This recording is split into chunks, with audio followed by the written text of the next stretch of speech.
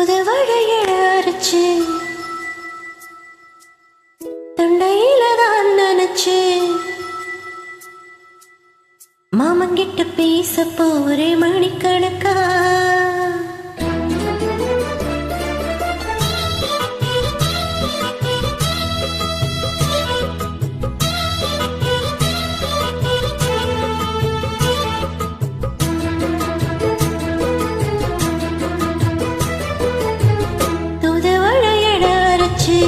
தொண்டையில நான் நினைச்சு மாமங்கிட்ட பேச போற மணிக்கணக்கா துண்டா மணி வடக்க